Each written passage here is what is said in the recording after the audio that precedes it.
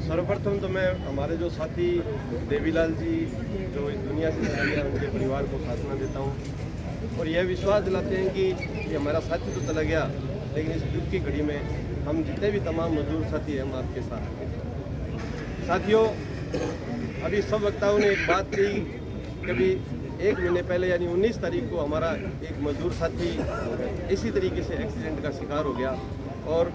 बात यही सत्य है कि भी कहीं न कहीं सुरक्षा साधनों की बड़ी भारी कमी रही है जिसकी वजह से ये हुआ। जब वो हमारा साथी एक्सपायर हुआ तो यही जाजम, यही नीम, यही सारे लोग हम जब उसकी लड़ाई लड़ रहे थे तो उस लड़ाई में हमने उसके परिवार को मुआवजा दिलाने का काम किया, लेकिन मुआवजा दिलाने के बाद दूसरे दिन हमने थर्मल के बिल्कुल गेट को जाम किया जिसमें हमारे आदरणीय विधायक जी राजेंद्र बहादुर जी, हमारे जसराम जी, सरपंच साहब गिरधारी जी, सारे लोग वहीं थे। हमने पूरा कम से कम 4 घंटे प्रदर्शन किया और हम उस प्रदर्शन के बाद जब हमारी वार्ता हुई तो वार्ता में हमारा पहला मुद्दा ये था कि भी हमारे यहाँ सुरक्षा साधनों का अभाव है, आप हमारे मजदूर साथियों से बिना सुरक्षा साधन के काम किया करा रहे हो, जिसकी वजह से ये इस तरीके से एक्सीडेंट हुए। और उन्होंने उस दिन हम सबको इंश्योर किया था कि भी आज के बाद में हमारी सुरक्षा साधनों की कमी नहीं रहेगी और ठेकेदारों को इंस्ट्रक्शन किया। लेकिन मैं इस जाजम को जब आज वो यहाँ आए तो हमारे को एक बात उनसे ये करनी है कि क्या आपने ठेकेदारों को इंस्ट्रक्शन दे दिया और अपने अधिकारियों को इंस्ट्रक्शन दे दिया तो क्या एक सुरक्षा साधन कंप्लीट हो गए? साथियों, सबसे पहले तो मेरा निवेदन आप लोगों से इतना ही है, जब वो आए तो जो देवीलाल एक्सीडेंट का शिकार हुआ है, नंबर 1 तो जिस अधिकारी की वहाँ ड्यूटी थी, जिसकी रेख देख में काम हो रहा था, उसके खिलाफ मुकदमा होना चाहिए। एक मुकदमा उस ठेकेदार के उस सुपरवाइजर के खिलाफ होना चाहिए जो वहाँ उपस्थित था और उसने बिना सुरक्षा साधन के और उस इंजीनियर ने बिना सुरक्षा साधन के उसको ऊपर चढ़ाया और जो आज इस एक्सीडेंट का शिकार हो गया। ये बहुत बड़ी कमी है। जब तक ऐसा नहीं होगा, जब तक आप सुरक्षा साधन की अपनी कितनी बात कर लें वो धरातल पे नहीं जाएगा। जब तक 1-2 आदमी को हम पनिशमेंट नहीं देंगे, पनिशमेंट के बिना कोई भी आदमी काम नहीं करता। यहाँ की हमारा साथी भी कई बार लापरवाही कर लेता है, लेकिन जब उसको इस पनिशमेंट की बात करेंगे तो उसको 100% उसको सुरक्षा साधनों लेने पड़ेंगे। ये आज सब आए तो प्रस्ताव लेगा या वो तो आ जाओ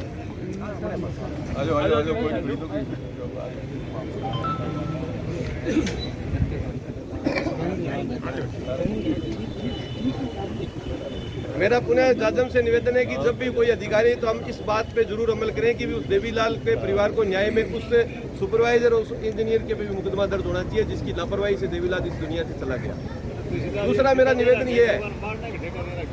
निवेदन ये है कि जैसे आज हम जाजम एक डिसीजन करेंगे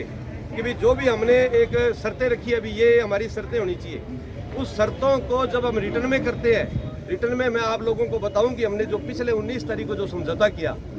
जिस आका कंपनी के खिलाफ हमने यहाँ एजिटेशन किया, उस आका कंपनी के साथ में इन्हीं चीफ इंजीनियर के नेतृत्व में हमारा एक समझौता हुआ। लेकिन विधायक जी मैं बताना चाहता हूँ कि उन्होंने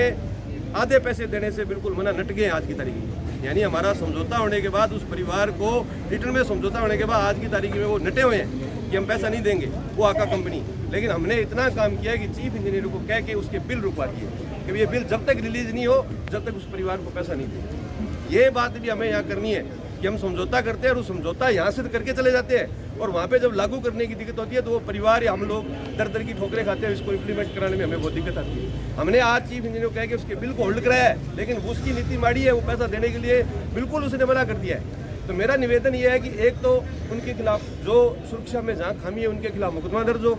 उन ऑथराइज अधिकारी के खिलाफ मुकदमा दर्ज हो और जो समझौता हो उसको इंश्योर करे चीफ इंजीनियर कभी हम पैसा आपसे लेंगे नहीं कि उस ठेकेदार या उस कंपनी से लेंगे। ये इस बात की हम लोगों को यहाँ आज इंश्योर करना है। रही मैं पुनः निवेदन कर रहा हूँ सुरक्षा साधनों की, मैं